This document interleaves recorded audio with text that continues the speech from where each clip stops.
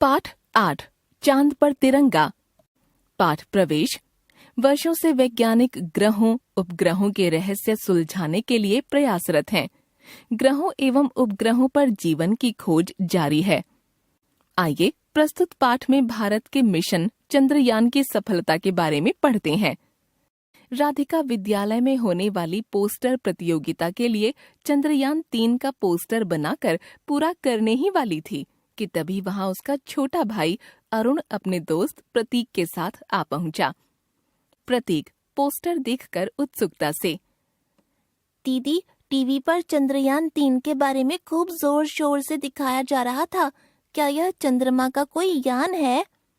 Radhika poster पूरा कर एक ओर रखते हुए, अरे नहीं रे बुद्धू, यह तो भारत के द्वारा चंद्रमा पर भेजा गया एक यान है।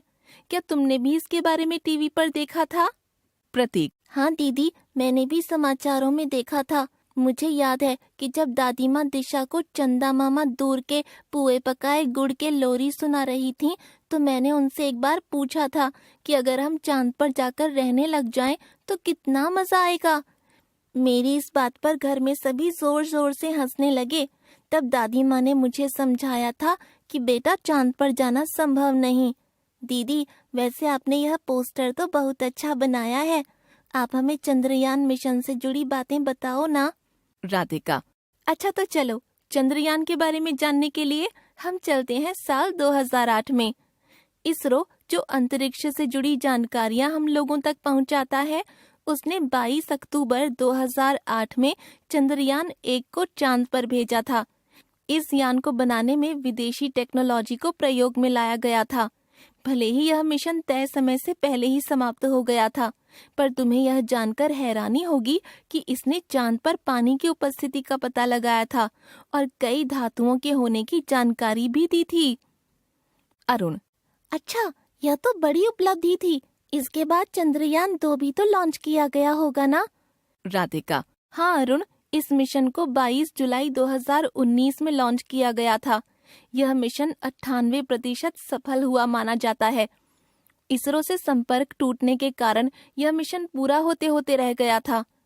प्रतीक हिसाब लगाते हुए, इसका मतलब यह हुआ दीदी कि चंद्रयान 3 मिशन को सफल बनाने में हमारे देश के वैज्ञानिक 15 वर्षों से दिन रात एक करते हुए जुटे रहे, तभी हमें यह सफलता हासिल हो पाई। राधिका प्रशंसा करते हुए, शाबाश प्रतीक, तुमने बिल्कुल सही अनुमान लगाया। एक बात और जानकर तुम्हें हैरानी होगी कि चंद्रयान 2 और 3 को पूर्ण रूप से भारत की टेक्नोलॉजी पर बने यान कह सकते हैं। अरुण अपनी बात रखते हुए, हमारा देश भी अमेरिका और रूस जैसे शक्तिशाली देशों की ही तरह विज्ञान और टेक्नोलॉजी के क्षेत्र में आगे बढ़ रहा है। राधिका बिल्कुल, तभी तो 23 अगस्त 2023 को हमारा देश दुनिया का ऐसा चौथा देश बन गया जिसने चांद पर पहुंचने का गौरव हासिल किया। अमेरिका, रूस और चीन यह कारनामा पहले ही कर चुके थे। प्रतीक पर दीदी, मैंने सुना था कि भारत चांद के दक्षिणी ध्रुव पोल पर पहुंचने वाला पहला देश बन गया है। यह दक्षिणी ध्रुव आखिर है क्या? राधिका समझाते हुए, अरुण, जिस प्रकार उत्तर, दक्षिण, पूर्व, पश्चिम 4 दिशाएं हैं, ठीक वैसे ही चांद के दक्षिणी भाग पर भारत ने चंद्रयान 3 भेजकर अपना परचम लहराया है। इस चंद्रयान में विक्रम नाम का लैंडर और प्रज्ञान नाम का रोवर रोबोट वाहन भेजा गया था। लैंडर का कार्य था रोवर को चंद्रमा की सतह पर सुरक्षित और सॉफ्ट लैंडिंग कराना, ताकि रोवर चांद के दक्षिणी भाग के रहस्यों का पता लगा सके। आगे बताते हुए, चंद्रयान 3 ने चांद के दक्षिणी ध्रुव के जिस हिस्से पर लैंडिंग की थी, उस पॉइंट को शिव शक्ति नाम दिया गया है।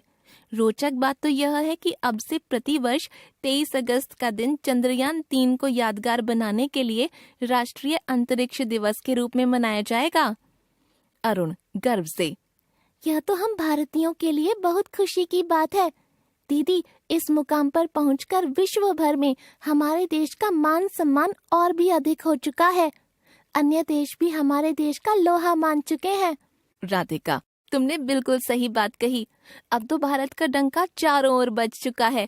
यह अटूट सत्य है कि निरंतर प्रयास से ही सफलता कदम चूमती है और चंद्रयान 3 इसका जीता जागता उदाहरण है।